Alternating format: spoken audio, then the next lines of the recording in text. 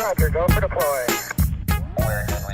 All right, so we're here with Dr. Agustin Chavez. Where does your name hail from, Agustin? Well, I'm Mexican. Mexican. Yeah, cool. It's a very Latin name. Yeah, it is. And we're here to talk.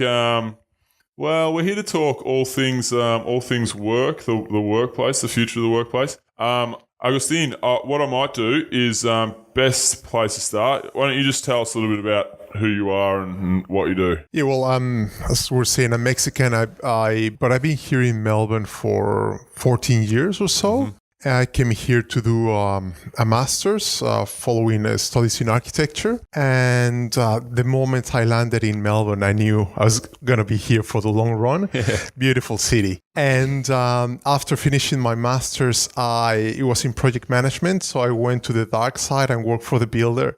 A big no, but actually, corporate boy, but good money though. Yeah, and but I got to experience the project from the other side. When I was an architect, I thought we have the biggest job, and they said the builders, they just need to do it. We tell them everything how to do it. Figure it out. It was actually beautiful experience.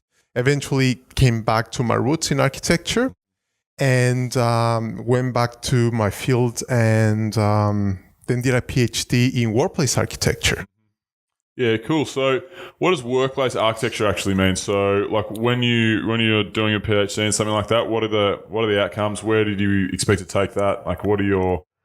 Yeah. What I find fascinating is that I do find people...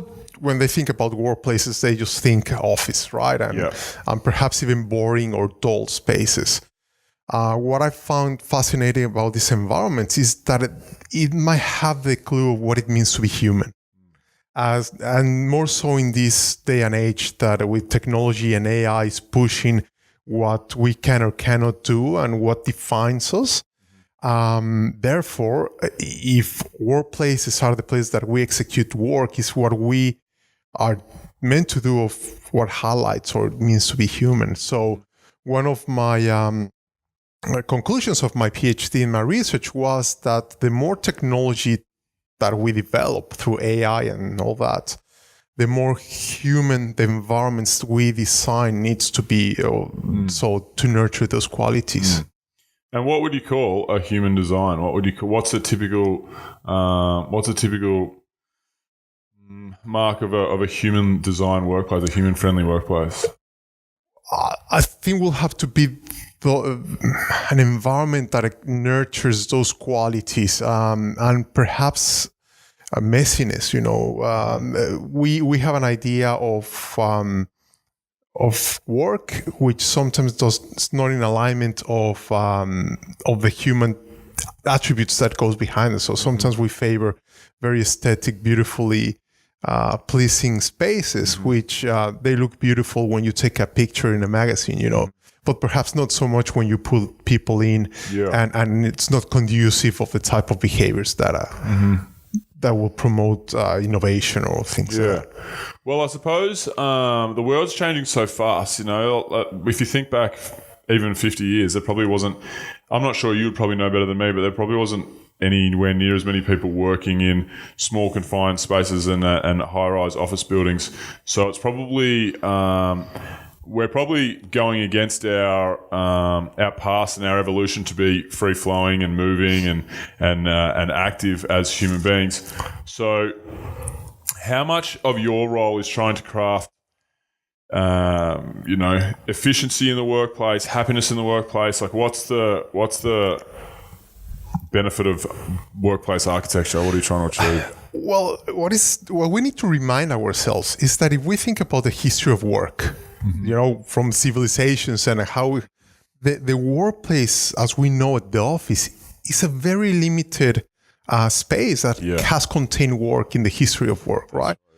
And the other thing to remember is that the office is an invention. We take it as a natural phenomenon that's where we go. And there's all these assumptions that Picturing the hunter-gatherers sitting there carving their sticks in the office. Exactly right. But it's an invention, not different from any other ones. And if it was an invention, then it means it can be reinvented. And it was invented back in the time with certain contexts that they have stopped being relevant. They're not relevant anymore. So we have new context that is perhaps what is fueling these new ways of working, office, people working from other people's homes, co-boat, people working in boats. Co-boat. Right. That's just people boating. Yeah. That's just going out for a nice day on the water. Why not? Or co-workation, mixing work with holidays and so on. So it's all these different ways of mixing the activity of work with different environments and spaces. It's really interesting. I'm actually obviously a member here at the Commons. It's a co-working space. And even that concept to me 5 years ago was very, very new. Now it's very much thanks to WeWork and thanks to just the growth of co-work space being very, very popular. It's common. I say I work from a co-work and people understand what I'm talking about, But this is very interesting because I feel like, and we'll probably touch something on it, along these lines. But I feel like, as humans, we are very isolated now. And I'm a big person, I'm a big believer in the third space. So you have your home, you have your office, and you need your third space, your community, basically, your gym, your knitting club, whatever that is. But we had a woman in here that came in, and I remember I basically was eavesdropping the conversation. She was just getting interviewed and shown around, doing a tour, basically. It was a French woman, and she told me, she sat down, she didn't tell me, she sat down, she was just in earshot of me, and she was talking about co-living spaces that were really big in Europe. So they would have like a university dorm, but for adults basically, where there was a communal lounges, so forth, and you've got your rooms, and then everyone comes, like a big hostel for adults that people live in permanently, which I thought was a fascinating concept because the whole flow of the workplace and trying to re-envision it, is it you have to still get work done, but is it to have it be a more community-friendly environment? Yeah, so one of the questions that we ask is, if we're still continue to build workplaces, what is the purpose of it? The purpose of it will be in alignment, or should be in alignment, with what work's going to be, right? So we need to make the distinction between activities, the activities that you do, and work. So for example, you can do Excel, spreadsheets, Word documents, wherever you want. Those are the activities. But work is much more important than that. Work gives you a sense of belonging, identity, purpose, etc. So what we believe is that the workplace should be more like a social stage. Yeah. Perhaps depart from the functional aspect of it, of allowing you to, it has to, of course, allows you to do that. But again, those type of activities, you can do them in different spaces. The importance of the workplace perhaps is to be a social stage where it communicates leadership. Leadership is very socially dependent. It's a construct that is developed by a social context network. So, and again, how do you read purpose or sense of belonging through space? So perhaps it's more like that's the type of environment that allows you to communicate those values, rather than a place that you go and just do your tasks. Yeah. Well, this place in particular is really great. This place here, the Commons, it's obviously the co-work. Like I said, there's 3 different levels, and it's built very much communally so that people can network, make friends, build connections, so on and so forth. And there's a lot of infrastructure built around that. We have lots of wellness activities, lots of Friday night activities. We have a trivia night on the weekend now. Yeah. So to try and make, I suppose, the workplace somewhere that you really want to get up and go to, rather than somewhere that you dread getting up and going to. So let me ask you this. This is something that I've seen debated. Not debated. I've just seen articles talking on both sides, and it's the open plan workspace compared to cubicles. So at first glance, you would imagine that open plan is much better, much more free flowing. You don't feel like you've got the blinkers on and you're just there to work and so on and so forth. But then I've also heard a lot of I've read a couple of articles that were talking about the negative aspects, basically for efficiency with work. Where do you stand on how a workplace should actually be laid out and designed in that regard? Yeah, it's dominated currently, perhaps the debate or the dialogue around workplace design. But in my opinion, I think it's the wrong end to study workplace. It's like saying shorts or jeans or like, what are you going to... Shorts for sure. What are you going to use it for? You know, what you wear or the spaces that you require are different based on the activities you're going to do. Mm-hmm. And perhaps because it worked for someone, it doesn't necessarily mean it's going to work for you. But also another important thing that is overlooked is the policy and the things that has to go with that environment. So, for example, I like to use the analogy of a chessboard. On a chessboard, you can play checkers and chess, two completely different games, followed by different policies, different outcomes, processes, but the physical environment is the same. Yeah. Meaning you can achieve different goals in the same space. So sometimes we overlook the policies that run those environments. And we adopt open space, but we don't change the policies that should be guided. Mm-hmm. So it's this balance of the policy that runs space with the environment, because if you don't match them, then that's when you have these problems, and then you get the worst of both environments. I think there are merits in open plan, and I think there are a lot of merits in cellular offices. For example, collaboration, one of the biggest promoters of having open plan is that it increases collaboration or serendipity interactions and all this and that. However, we have come to realize that collaboration has a cost. It has economic cost. Having people in a room will cost money, also time, cognitive cost, bureaucracy cost of people collaborating. So now the blanket statement of collaborate more has been further studied that perhaps it's not everybody talking to everybody, a bit more nuanced, and some people talking to other people, a bit more interactions by design. And so one of the other side of the scales that I've been studying recently is this concept of isolation. Which perhaps goes against the grain of the move to collaboration. But around 2 years ago, I worked for a design studio, and we have an office in Sydney as well. So as it happens, in a couple of weeks, I travel quite often back and forth from Melbourne and Sydney. Yeah. And I will see people from the Melbourne studio there and so on. So by then, I had seen all the movies in the plane and all this and that. So I was bored beyond belief, and I was just reading, as you do, Darwin Theory of Evolution on the plane back. And reading the dictionary. Yeah, pretty much. And I was reading a paragraph that said of the Galapagos Island, the iguanas. I don't know if you're familiar with that.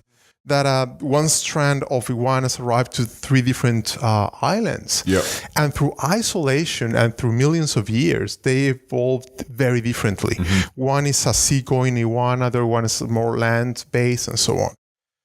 And there was this conclusion that said that isolation created that diversity. And in fact, it's geographical isolation that created all the diversity in species. Yeah. So there's a very interesting book, Guns, I think it's Guns, Germs and Steel by Jared Diamond, and it talks about the cultural diversity from, I think it was I've stuffed this up, but wherever everyone came from, the Polynesian Islands, then ended up Hawaiians, New Zealanders, so on and so forth, and how their cultures became so radically different over a very short period of time, and it was because of that isolation and the everything that they had around them that they had to adapt to. Exactly right. And now I'm Mexican, which was very significantly different from Australia and so on, but now everybody has an Apple store, so this connectivity tends to bring to blend cultures or even genes. So my question was, to what extent are we making ideas blend? and we're missing that very distinct, unique idea. So my assumption was that collaboration increases the amount of ideas, like a very successful colony of iguanas. You breed and reproduce a lot within that same strand, whereas isolation might create diversity of ideas. So back then, I got this idea, well, what will happen if I have an idea and instead of sending an email to Sydney or jumping into a plane or whatever, I actually have to walk? How will that idea evolve through time? And what type of idea will it become when I arrive to the other side? That was too crazy to actually do it. So I went back to bed and say all of that. But eventually the idea kept coming back and back and back. And eventually one day I said, well, I'm actually going to do it. So one day I just put a backpack and set off to Sydney with the idea of incubating. And I adopted the, not a framework, but this philosophy of the pilgrimage. So I was isolated. I didn't listen to music. I got bored, very, very bored. And Jeez. Not surprised, to be honest. Well, yeah, after hours and hours of walking. But you know what? One of the insights was the beauty of being bored, and how you can really think differently about things when we're obsessed with, instant gratification and stimulus through all the different social media and so on. That's fascinating. There's a couple of points there that I totally could understand, and that's one of them is just having that clarity to be isolated, to actually work on ideas in your own mind. I've done Everest Base Camp, the Everest Base Camp trek twice, and I'm actually doing it again in April. And some of my best ideas that I've come up with business-wise is when I'm deep in a trance of just, one step after the other, going through some kind of hard work on a long hike, and I've got an idea in my head, and it actually has a chance to ruminate for an hour without too much conversation, without too much, here and there, because realistically, we try and get into deep work at work. Obviously the term deep work, shut everything off. Okay, cool. I'm going to focus on this one task. But even that, it's so hard to not get taken away with your mind or with actual people, physical interruptions, so on and so forth. So, yeah, I've noticed very much so a couple of times when I've been on these long hikes that I have my notes in my phone and they're just getting pumped with ideas and iterations, and it actually is a really nice time to be able to let something stew in your mind and let it take its own form rather than it get influenced or interrupted or... Absolutely. And you touch on a very important point, that it's not the idea of just being isolated forever, but this idea to be isolated enough so that you give your ideas enough strength for them to evolve before they get blended into this massive pool of ideas. So again, going back to the iguanas, these iguanas, they can survive. There's two different strands that they cannot breathe between each other. They're strong enough to have their own identity and be individual. So what you do is, by being isolated, you can create your own idea that will be significantly different. Yeah, an idea that would stand alone, basically, in that analogy. That's very interesting because it really is talking about the fact that the world is becoming one culture, and it's not a good thing. I think some of the greatest minds that we've had in the history of, the history of humanity have been very reclusive, they've sat and ruminated on their ideas for probably too long sometimes. A lot of them went pretty crazy. But, so that's an interesting concept. See, when you talked about isolation, I was obviously coming at it from the negative standpoint. We discussed before the show, but when we very briefly said that it would be cool to talk about the isolation part, because I think of isolation in a negative way. I think of the term as a very negative thing. I think of social media being isolated by connected in the friendships that live in your phone, isolation with public transport, making to and from work, the one bedroom apartment in the city and the office cubicle. But this isolation is very much positive, as you say. But how do we talk about the other side of isolation and the day and age that we live in, particularly in relation to the workplace, how do we make sure that we have that right mix of being able to have unique ideas and so forth, but still having such a community that somebody wants to get out of bed and actually go to work? So that's a very important point. So there's an objective quality of you being by yourself. That's aloneness. So you're alone, and that can be then manifested in isolation, which is a negative outcome of that, or solitude, which is a positive one. One will withdraw you, have very significant psychological problems and so on. And the other one will allow you to be creative, and that's the one that we would like to foster. How one will manifest and what the other one is very complicated. There's this, after finishing my work, I was invited to write an article following an incident with a couple of researchers. I don't know if you know this, but there were a couple of researchers in Antarctica working in a very isolated weather station. And one guy was reading books and the other guy kept telling him the endings. So one day the guy got fed up and stabbed him. Whoa. So that is... I would do the same thing. You will, I mean, talking about spoiler alerts. Jon Snow, he dies. Yeah, by the way. So that is attributed to this idea of cabin fever, you know, being isolated and this and that.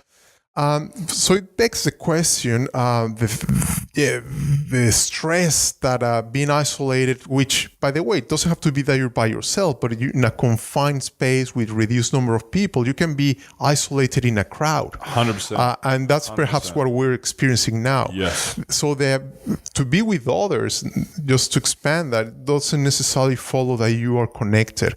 And perhaps with social media and other ways of socializing, that could highlight that you might be in a pool of people and still be more alone than you were. I think that's the worst feeling. I think it's much worse to feel alone in a crowded place. Feel like, oh my God, I don't know anyone. Everyone's having fun. I'm stuck looking at what everyone else is doing on my phone. I'd rather be sitting on my own, you know, with no one within 10 kilometers of me. I'd feel much more at peace in that scenario. Yeah, absolutely. So the idea is, how do we make sure that we get a positive outcome out of being alone? And again, we talk a lot about white collar work, office work, and this and that. But for example, truck drivers, they're one of the most isolated professions as miners and so on. But truck drivers in particular, and even though if they're in the move and they see landscape changing and that, they're still very isolated. They have very dysfunctional families, etc., out of that. So it's something that is a concern. Then work is, the white collar work is much more social. And again, we get our social cues out of it from, as we discussed before.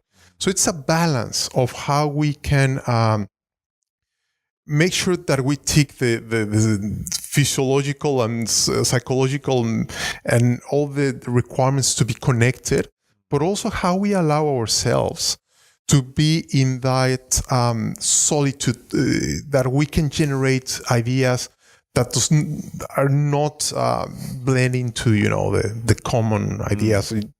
If anything, innovate.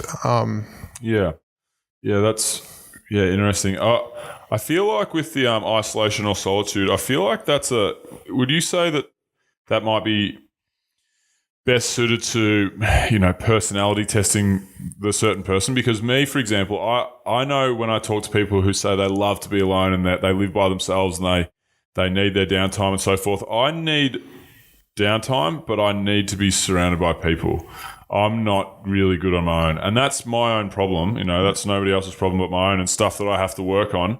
But I get, you know, if I sit at home on a Friday or Saturday night, it drives me crazy. But I don't like to go out and party and be so I have to be active. I have to go walk my dog for 2 hours, or I go to the movies by myself. I have to be doing something so my mind isn't on shit. You're sitting at home on your own, like what? You know. It's so for me, maybe it's something that I could, you know, continue to get better with. But do you think it's like it's really suited on the personality? Absolutely. Well, how you handle the solitude and all the isolation, whatever way you think of it, I should say. I know it's the same thing, but which you deem it in your head. Well, you're touching on various things. First, that you're recognizing that not everybody is the same. So therefore, that nuances in design, which extend to organizations and then follow up into open plan and enclosed plan. That's why there are different types. But going back to the different ways of responding, Susan Cain, she wrote a very interesting book called Quiet. She reminded us that we have a continuum or two scales of introverts and extroverts, right? And it's the difference of how much you get feedback from your environment and how you bounce ideas. And yes, so people will be on that spectrum, on that scale. Some people need the type of feedback that you require. Others will benefit from being more in their by themselves. And what we're seeing is that perhaps the type of environments that we're designing promote or fosters the qualities of the extroverts. A lot of collaboration, meetings, and perhaps you're not making decisions based on the quality of the decisions, but on the ability of the people or to thrive or to put forward an argument in those type of contexts. So you might have someone in the corner that is very quiet, but he or she might have the best answer, but cannot articulate it in the best way that someone that is pushing that agenda harder. So at the end of the day, what do you want? You want the best ideas or the best concepts to move forward. So the environment, the protocols, the rules that we create for them to surface are very important. If we only tackle extroverts, for example, we're missing, as she's saying, 50% of the population on average, or whatever the distribution is, to benefit from putting those ideas forward.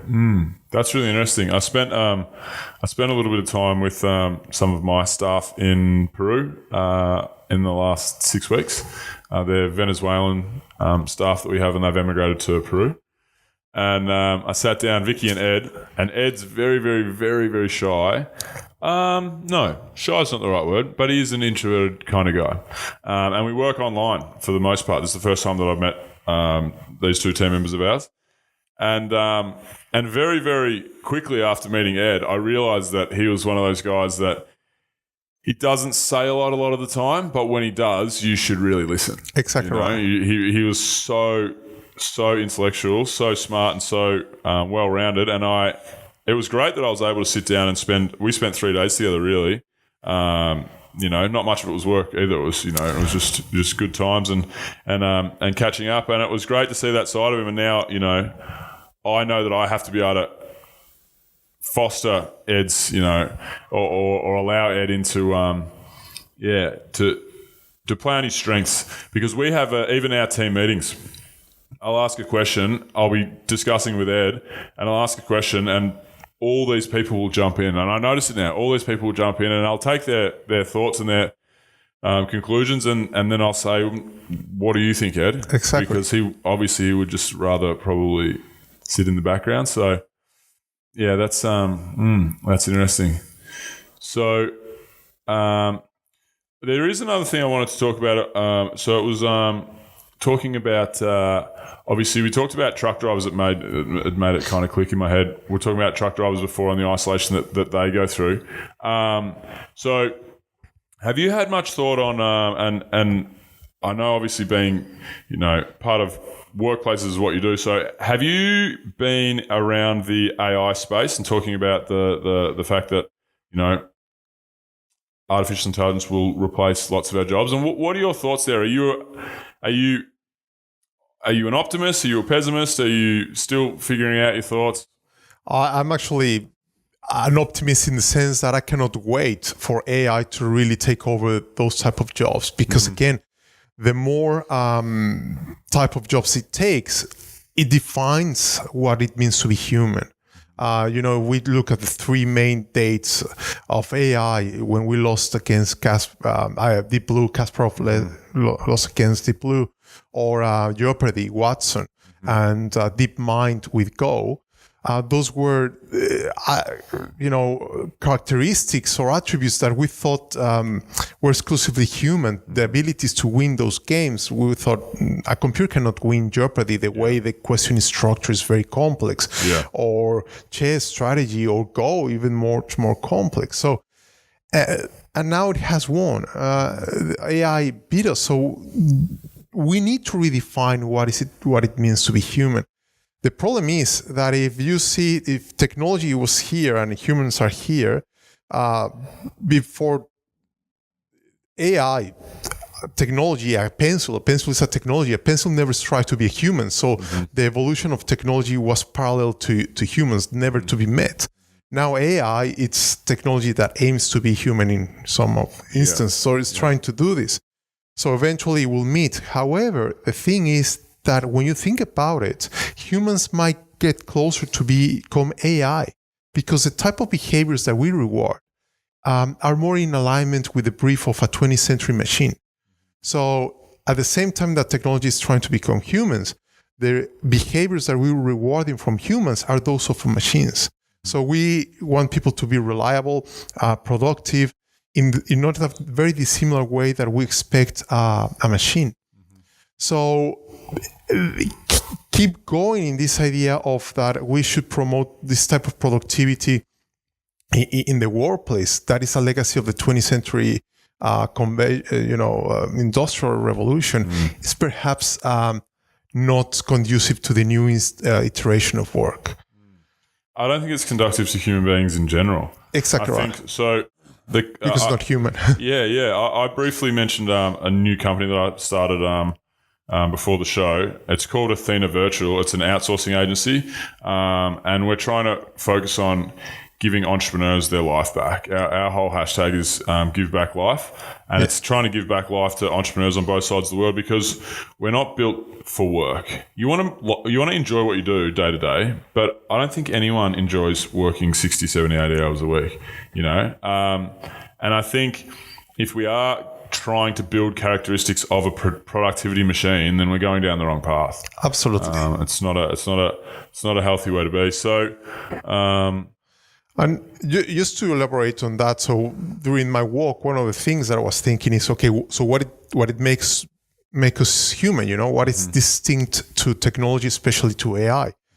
And after a lot of thinking, one of the conclusions was that perhaps absurdity, when you think about it, is one of those things that is perhaps very difficult to model. Everything that is, and I'm not an expert of AI, at the end of the day, I'm an architect, but I've been socializing this idea with people that are in this area. And absurdity is very difficult to model because all these AI logic-based models, once you try to model absurdity, it feels contrived because it needs to follow certain rules. So perhaps our last competitive advantage over AI is absurdity. So, and if the workplace needs to embrace the qualities of what it means to be human, perhaps the workplace should embrace absurdity, be absurd. Now, that's an absurd thing to say. That's an absurd thing to say. And very human of you. It's very human. So, but how will you engage in the current context that we're right now, which is trying to push forward productivity, logic, rationality? Say, hold on, I can have an idea. What if we foster or promote absurdity? But when you think about it, yes, it's absurd, but then again, that is human. That's perfect. That's That's a good way to look at it. Surely the biggest characteristic that makes us human is love and connection, right? Wouldn't that would be a huge one? That's realistically, when I think about, when you mentioned that we're trying to model humans to be more like AI, really the thing that we should be modeling is we should be trying to be more human. And to me, being human is just about the connections that you make, I feel like. I mean, what else do we have? I feel like that's something that computers, well, they say, that will a computer ever have emotion, show emotion, be able to build relationships in that way? And maybe they will. Who knows? But I feel like that's, for mine, and I've done about 25 seconds of deep thinking on it now. That's about as far as I go. But I feel like that's the most human thing, human characteristic that we have is love and connection. What do you think? Well, I think it has to be aligned with purpose. So again, through the walk, another framework or the analogy that I was inspired with was the notion of Sisyphus. I don't know if you know the myth, Greek mythology of this guy that was punished by the Greek gods to push a rock up the mountain just for it to fall and do that until eternity. So what drives someone to... So there have been studies, Albert Camus, perhaps the most well-known about this. What is the motivation that you have at the base to start pushing, and in the middle, and then at the top, and then you walk down and do it again? Very different motivators about what drives. So it's trying to find meaning in the activities that we do, even if there seems to be meaningless. And perhaps meaning, one of the insights that I have as well was our pursuit for meaning. You can find that meaning in love, in connections, or, and the association that we do sometimes is so socially constructed that it only makes sense to you or to the culture that you were brought to. Yeah. So with the back to the artificial intelligence point. So when you're talking about meaning, I've heard a lot of people on the pessimistic end of the scale talk about the fact that, okay, so if artificial intelligence takes 50% of our jobs, for example, and there's universal basic income, that people will have no meaning in their life. A lot of people will be displaced with work. People won't find meaning in their days. But surely I'm a very optimistically minded person when it comes to artificial intelligence, because I feel like, people find meaning through art and through hobbies and through sport and through, their personal interests. And if we had more time, say for example, artificial intelligence, there's a revolution and there's a huge amount of universal basic income being spread across the globe. Surely that universal basic income would mean that we would be able to bring that working week down from 40 hours, 45, 50 hours outside of the Western world to people working 20, 25, 30 hours and finding more meaning in the things that they're interested in outside of work. That's my utopian universal basic income theory. Yes, absolutely. You're absolutely right. But we don't need to wait for AI for us to study those type of environments. So, for example, this notion of occupational deprivation, there are environments that we can currently study that. I don't know if you can think about which current environment exists that deprives you of your occupation. Which current environment exists that deprives you of your occupation? Prisons, for example. Yeah. So there's a field of research that study occupational deprivation, right? So what they do is they have been doing these studies, and some researchers 30 years ago study these prisoners that they don't have a job. They don't have anything to do. So they will get up at 4:30 in the morning, exchange privileges. There's no money there, so they will not get paid, but they exchange privileges so that they could actually feed the fish that they have in a tank to have something to do, Right. So that gives them purpose. Do they need to work for the money? No, because the money doesn't have a currency there in the prison. So what they do is to give them purpose, meaning something to do. So equally, we can study research from in zoos. There's these food enrichment programs in which they study non-human primates that they really need to use their cognitive skills to get their food. If you just put food on a platter, these populations will not thrive because they need their cognitive skills to get it. So the point is, yes, universal salary base income will allow us to come to a solution with the current economic system, because what we need to understand is right now the instance of work until very recently, for the whole history, the work and means of production and livelihood have been linked. But what we have experienced right now also is this disruption that perhaps what you do doesn't really have to be aligned with the means of production or how you achieve or gain access to services and products. So in that regard, you need to find meaning and purpose in other ways. So universal base income perhaps is a solution for our current economic system. But if we change that, we might find ways of finding purpose, and then machines produce everything that we need. Yeah. We need to understand that economy is not about money. Economy is the management of the most scarce resource. So it's what you want the most but have the least. Through the history of humankind has been perhaps money, but economies can shift, and organizations, you can see it now. The economy of some organizations is talent, quality, time. Well, it would have been food. Would have been the first major economy, really. Before there was money, everything was food-based, I would imagine. So perhaps we're in a tipping point that we change our economy from money to to purpose. And then therefore we will change our whole economy system. And yes, the universal base income will be a transition, like an adapter between USB and whatever it is in between. But then eventually we will have another type of economy. Yeah, it's interesting. Have you ever read Lost Connections by Johan Hari? No.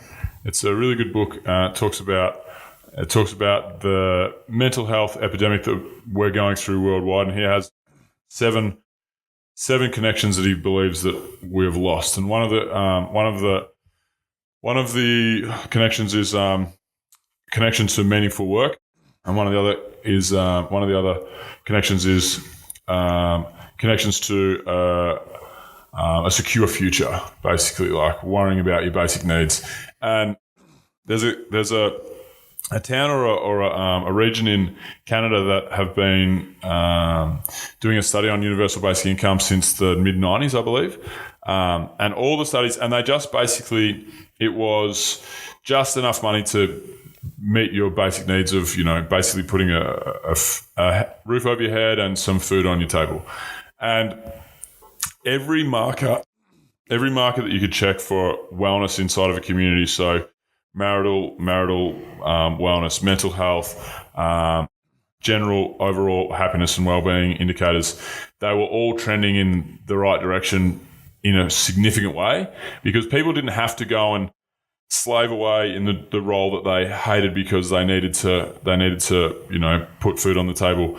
People were able to work 25 hours a week and still survive and spend more time teaching their son how to ice skate or go fishing or whatever they do. They were able to spend more time with their family, and mainly they were able to know that no matter what happened, if there was an economic downturn or they were injured or whatever, that their family would be fine and they wouldn't lack the basic needs, which I found was really, really fascinating. So I feel like I don't obviously know enough about it to be super educated on the subject, but I feel like it's going to be a great thing. And I mean, at the end of the day, there's going to be a lot of, I don't know, this might be different, but every time that there's a major shift in the way that we work, there's new economies created from the old economies that died. Think of the internet, for example.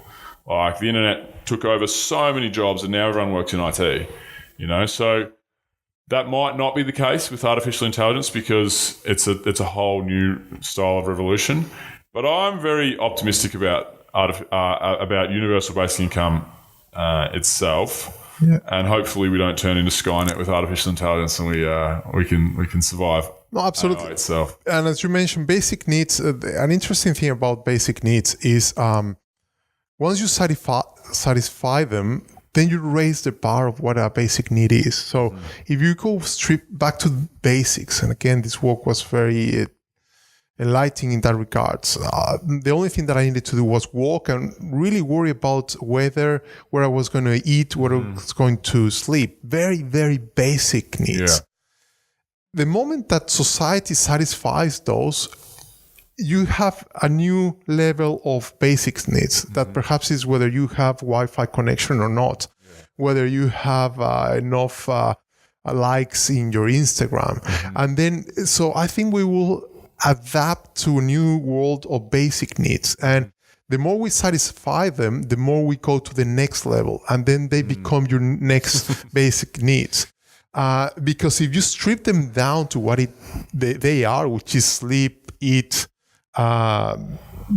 breathe, those ones, once they're satisfied, you move to the next you move thing. to the next thing. So That's very human in itself. that's very human in itself. Yeah, and it's probably not a great trait in the human being. But let's not qualify them, because one thing I came to realize, let's embrace them. Even the things that are our flaws perhaps could be our strengths.